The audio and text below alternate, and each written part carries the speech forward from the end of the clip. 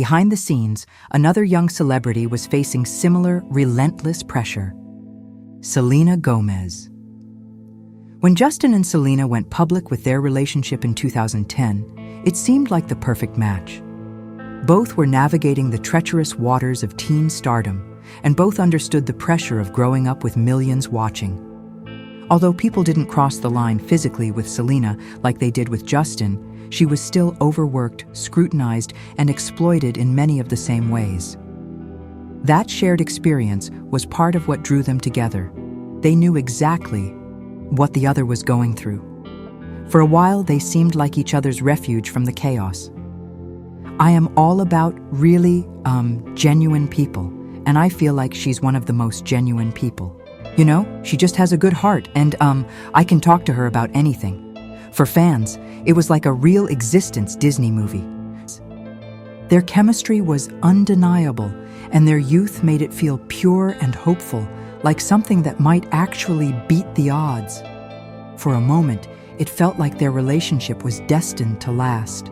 Justin, are you going to propose to Selena Gomez?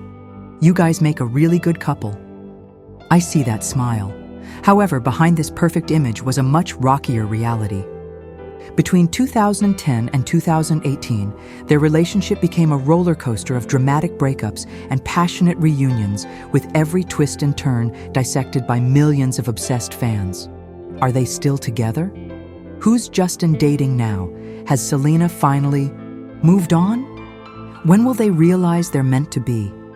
The questions and scrutiny were never ending.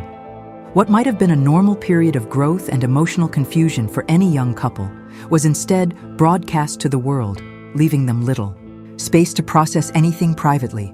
And in the end, the same intense spotlight that brought them together would also pull them apart. In 2013, tensions between Justin and the paparazzi reached a boiling point. After being relentlessly pursued, an incident erupted where a cameraman held a nasty insult at him. This confrontation marked a turning point, signaling Justin's growing frustration with the invasive media. The constant scrutiny from paparazzi fans and even his fellow celebrities had begun to take its toll, leading him to push back against the pressures of his fame. However, this defiance soon spiraled into reckless behavior. A few months later, after a night out partying in a New York nightclub, a video surfaced showing Justin urinating into a yellow mop bucket. "We swagger, man. You know, this is just a better spot to the wild. That's the coolest spot to pitch. You know, you'll forever remember that." Unlike his early altercation with the cameraman, this act was unprovoked and deliberate, and it drew widespread criticism. It was a troubling sign of his escalating unpredictability and a warning of more serious issues to come. That same year, Justin made headlines for spitting on people, once on his own fans from a hotel balcony, and another time on a neighbor during a heated dispute. The neighbor incident escalated months later when Justin pelted the man's house with eggs, resulting in $80,000 in damages and a vandalism charge. These incidents painted the picture of someone rapidly losing control. But rather than seeing a young man cracking under immense pressure, the media and public branded him as a villain, eager to ridicule instead of understand.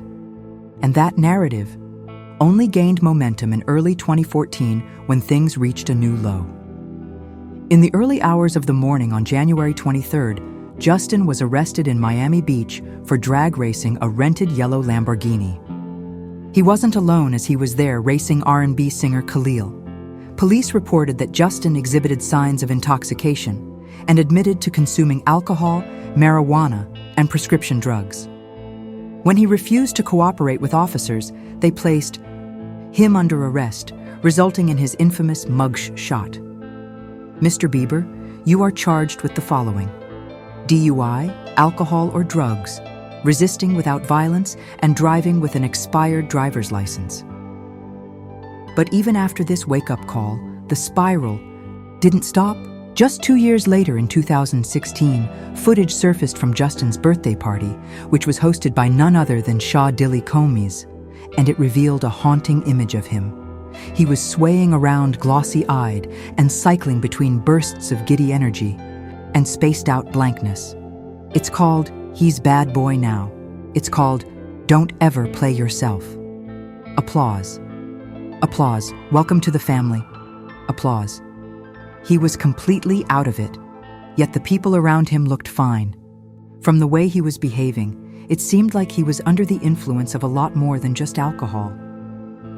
Diddy's presence in that scene is worrying. Even at that time, rumors and unease had long surrounded the way Diddy interacted with younger artists. And of course, now we know just how much of a predator he really is. In recent times, when looking back at these years of his existence, Justin has admitted he was hooked on various different substances. There was a time where I was sipping lean, I was popping pills, I was doing Molly, shrooms, everything. He was just a kid who needed protection, but most of the people around him seemed more focused on exploiting him for their own benefits. Despite the fame, success, and unimaginable wealth, Justin began slipping into the same cycle of substance abuse that once plagued his mother. The toll on him was immense, physically, mentally, and emotionally, and it inevitably bled into his relationship with Selena.